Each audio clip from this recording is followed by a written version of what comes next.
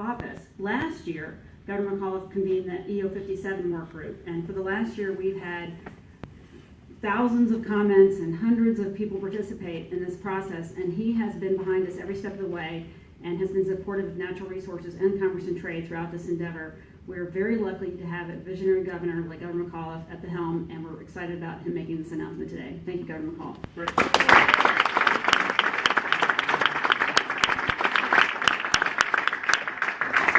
Well, good morning, everybody. What an honor to be with you. I thank you for joining us in this beautiful space. I want to thank Alexander Renew for letting us be here in this great space, and I want to thank all the folks who are here with us. I do want to thank Molly Ward and her whole team. This has been an effort we've been looking at for a long time. So today we're going to take some bold action, which is what actually voters elected us to do, to take bold action to make sure that we're improving their lives. What we're going to talk about today is increasing what we're going to do on renewable energy. These are the jobs of the 21st century. And at the same time, we need to make sure we're doing everything we can to protect our valuable environment. As we all know, climate change impacts the life of every single Virginian, from the water quality to the air we breathe to whether and where we make our investments. We need to boost the resiliency of our different communities. We know the consequences. They are real. We deal with them every single day here in the Commonwealth of Virginia. We all know Hampton Roads is the second most vulnerable region in the United States of America, behind Louisiana, behind New Orleans. The issues that we have down in Hampton Roads are so important. The Hampton Roads Planning District Commission estimates that a conservative 3-foot rise in sea level would cover nearly 900 miles of roads, which would cost us $87 billion. As you know, the region is also home to the largest naval base in the world. And what I have continuously said is the Department of the Navy wants to know that we are taking these issues very seriously.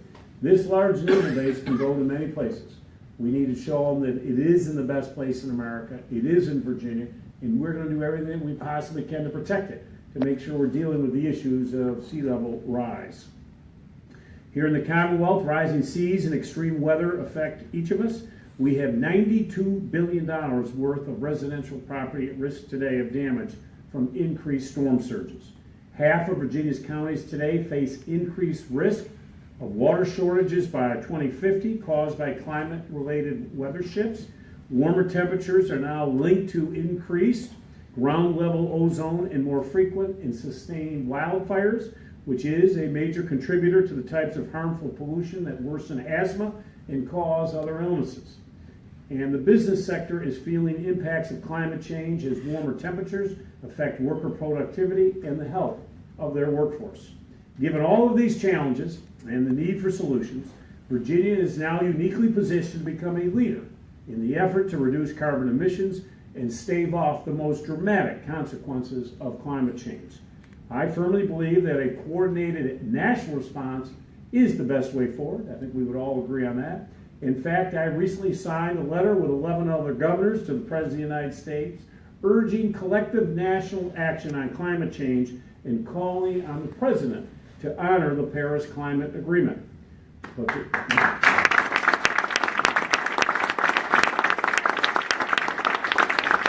Unfortunately, the news out of this White House is alarming. Virginia cannot afford to sit idly by as the new administration rolls back common sense policies. The citizens of our Commonwealth want and expect us to confront this issue. That is why we are announcing bold action today. 11 months ago, as the Secretary mentioned, I signed Executive Order number 57 that would direct my Secretary of Natural Resources to continue to pursue policies that empower us to reduce carbon pollution and accelerate clean energy investments. The executive order ensured that we would have the necessary public input to move forward with state action under my existing authority before the end of my term. Together, we had over 8,000 stakeholders and citizens participate in the process. One result of that effort is why we are gathered here today. Through an executive directive that I will sign in just a few moments, I am now, as of today, directing the Department of Environmental Quality to develop a new, first of its kind in Virginia, regulation to reduce carbon dioxide emissions from Virginia's power plants.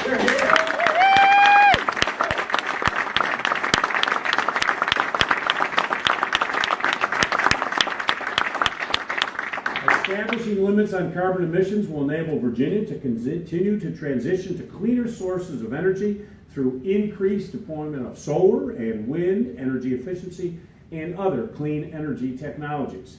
As DEQ develops this regulation, I am directing them to consider two very important factors that I believe will benefit Virginia and grow our clean energy economy.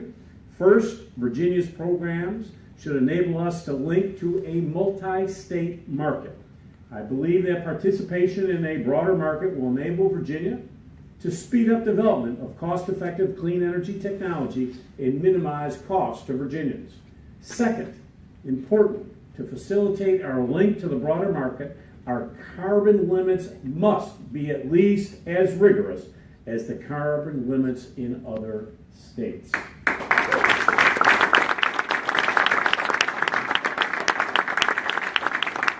Through this process, Virginia can now reduce its carbon emissions while simultaneously making clean energy a pillar of the future economic growth and a meaningful part of our energy portfolio. In the coming century, clean energy technology will be the source of incredible economic and job growth in the Commonwealth. It is clear that we are going to be a leader in the 21st century and also a leader in clean energy of the future. That is why we work so hard to cultivate the Commonwealth's clean energy economy. As you know, when I came into office, Virginia only had 17 megawatts of solar. I'm proud to say that today we now have more than 1,800 megawatts of solar,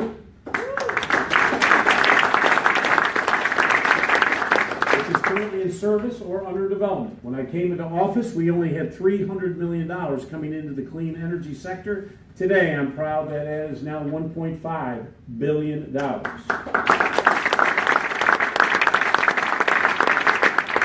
In the last year alone, solar installations have risen now by over 1,200%. The number of Virginians today employed by the solar industry has risen by 65% in the last year. Today, we have nearly 3,300 folks working in the solar industry, which is now double that work in the coal industry here in the Commonwealth of Virginia. According to analysis by the Solar Foundation, the Commonwealth is now, and to think where we started, the Commonwealth is now second in the Southeast and now ninth in the nation in year-over-year solar growth. And as of this year, Virginia is the first in the Southeast for corporate clean energy procurement. In fact, the building that we are in here today is a great example of the clean energy investment. This building is awaiting a LEED Platinum rating, which, as you know, is the highest rating they can get. It has 116 kilowatt solar installations on her rooftop, which offers 40% of the building's power.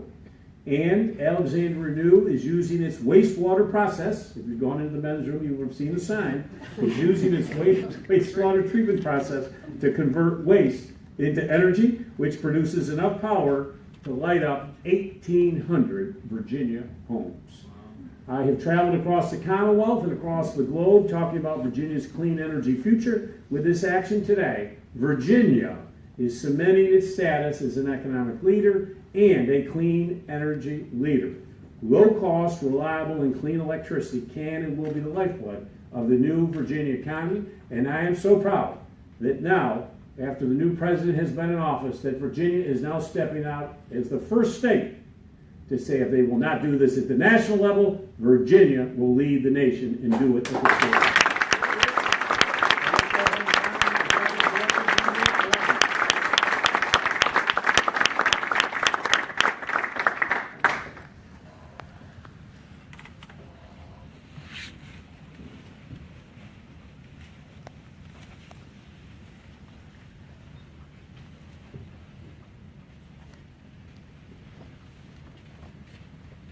Everybody?